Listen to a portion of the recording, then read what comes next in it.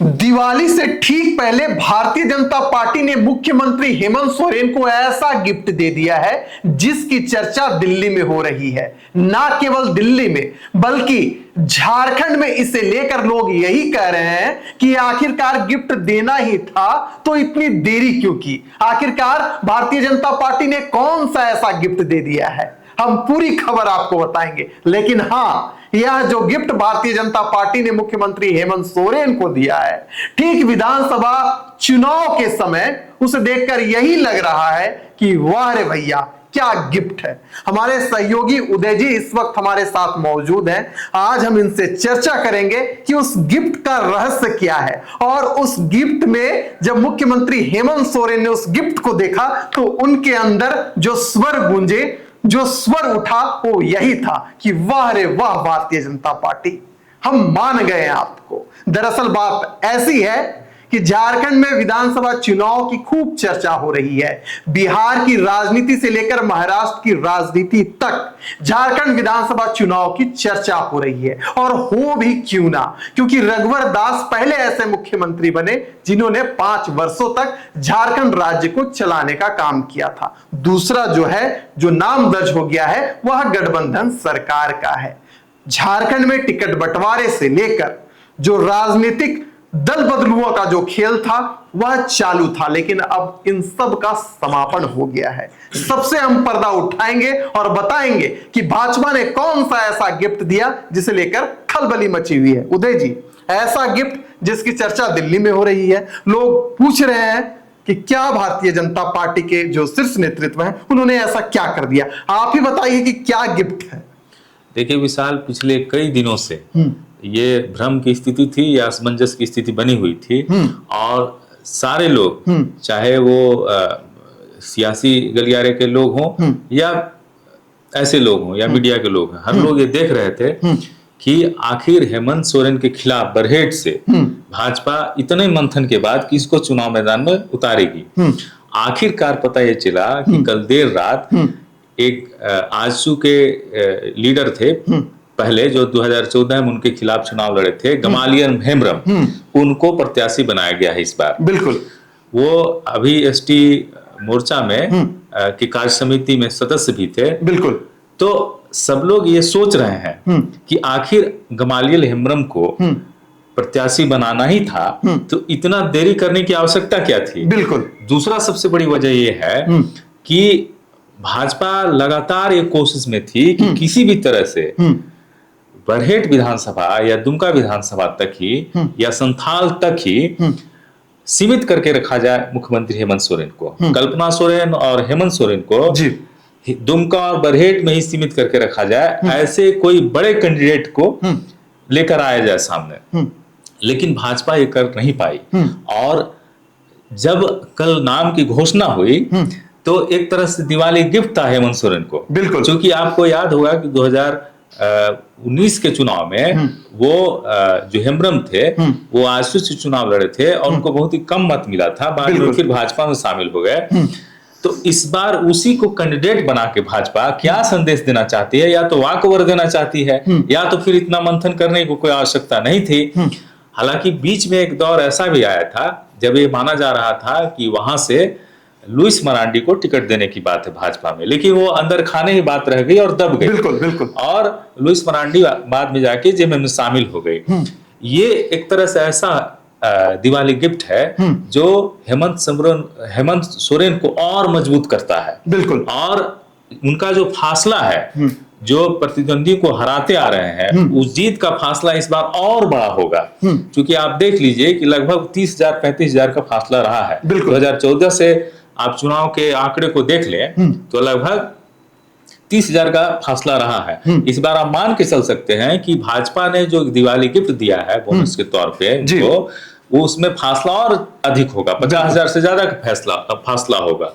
और इसके साथ ही भाजपा ने दुमका सीट पर को भी सुरक्षित कर दिया है। वो इसलिए कि अब हेमंत सोरेन खुल के बैटिंग करेंगे और पूरे संथाल में और भी पूरे प्रदेश में कल्पना सोरेन, हेमंत सोरेन खुल के अपना बैटिंग करेंगे। सबसे बड़ी बात यह है कि आप देखिए कि जिस तरह से भाजपा मंथन कर रही थी और एक एक सीट पर विचार कर रही थी, वो लगता नहीं है, वो झलकता नहीं है कि आखिर क्यों भाजपा जैसी पार्टी जो जानी जाती है स्ट्रेटजी के लिए, एक एक सीट पर 6 महीना पहले से, कह सकते हैं साल भर पहले से मंथन करती है, 3-4 नाम मंगाती है, स्क्रूटनी का उसका अपना अलग तरीका है, बिल्कुल पार्टी की बैठक होती है, शीर्ष नेतृत्व के साथ बैठक होती है, 3 राउंड 4 राउंड 5 राउंड तक बैठक हुई है, इस बार भी बैठक हुई है। तो ऐसा क्या हो गया आखिर कि भाजपा ने ऐसे कैंडिडेट पर दांव लगाया है, और उसमें भी तब जब इस बार भाजपा के लिए बहुत बड़ी डू एंड डाई का सिचुएशन है। तो ये सब सोचने के बाद ऐसा लगता है कि भाजपा हो सकता है कि इस बार असमंजस में हो, और भाजपा या तो भाजपा के पास कैंडिडेट नहीं मिल रहा है, ये भी हो सकता है। तो चलिए आपको पूरा डिटेल से हम बताते हैं कि आखिरकार खबर क्या है। दरअसल बात ऐसी है कि साहेबगंज जिले में बरहेट विधानसभा क्षेत्र आता है और यह एसटी के लिए आरक्षित है। अगर हम बरहेट विधानसभा क्षेत्र का इतिहास के पन्नों में झांक कर देखें तो हमें पता चलता है कि यहां पर झारखंड मुक्ति मोर्चा का ही वर्चस्व रहा है। सबसे शुरुआत में जब 1957 में पहली बार इस क्षेत्र में विधानसभा का चुनाव हुआ था तो बाबूलाल टुड्डू झारखंड पार्टी से चुनाव जीत कर आए थे, और उस समय से लेकर अब तक यानी कि 2019 तक यहां पर देखा जाए तो अधिकतर समय झारखंड मुक्ति मोर्चा का ही जीत दर्ज की है। अगर झारखंड जब अलग राज्य बना यानी कि 2005 में जब चुनाव हुआ तो थॉमस सोरेन यानी कि जो झारखंड मुक्ति मोर्चा के जो कैंडिडेट थे उस समय वह चुनाव जीत कर आए थे, और साइमन मालतो को जो भाजपा के प्रत्याशी थे उन्हें हराने का काम किया था। 2009 की बात करें तो हेमलाल मुर्मू बरहेट सीट से जीत कर आए थे। 2014 में मुख्यमंत्री हेमंत सोरेन, 2019 में हेमंत सोरेन ने जीत दर्ज की थी। अब बात रही 2024 में, तो इस बार भी जो राजनीतिक जानकार हैं वह यह बता रहे हैं कि भारतीय जनता पार्टी ने बरहेट सीट बहुत ही आसानी से मुख्यमंत्री हेमंत सोरेन के झोली में डालने का काम किया है। अब आप पूछिएगा कि आखिर क्यों? तो जिस कैंडिडेट को भाजपा ने प्रत्याशी बनाया है वह पहले ही चुनाव 2019 में लड़ चुके थे आजसू पार्टी की ओर से, और वोट कितना लाए थे?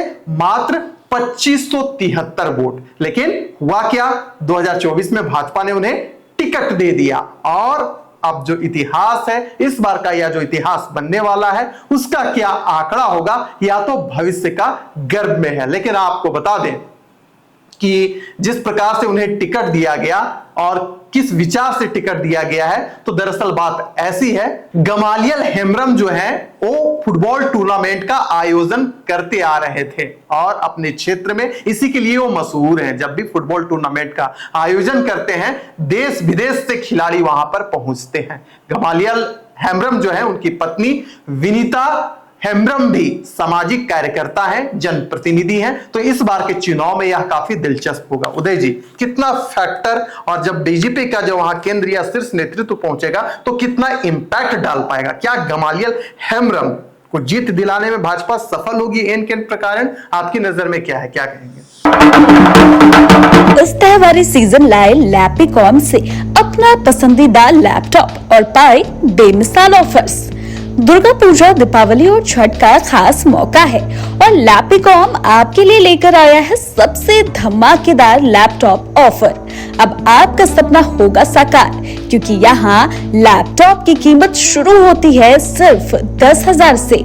चाहे आप गेमिंग, कोडिंग, एडिटिंग या ऑफिस वर्क के लिए लैपटॉप ढूंढ रहे हो, तो यहाँ हर जरूरत के लिए मिलेगा आपको परफेक्ट लैपटॉप, वो भी भारत के बेहतरीन ब्रांड से।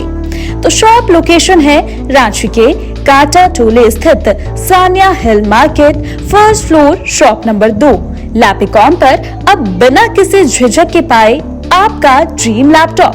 तो चलिए आपको बताते हैं लैपीकॉम के सुपर एक्सक्लूसिव ऑफर्स के बारे में, जो कि है सेकंड हैंड या ओपन बॉक्स लैपटॉप पर 0% डाउन पेमेंट के साथ EMI का शानदार विकल्प, नए लैपटॉप पर 7,000 तक की जबरदस्त छूट, स्टूडेंट ID कार्ड के साथ आने पर मिलेगा 2500 से 3,000 तक की अतिरिक्त छूट।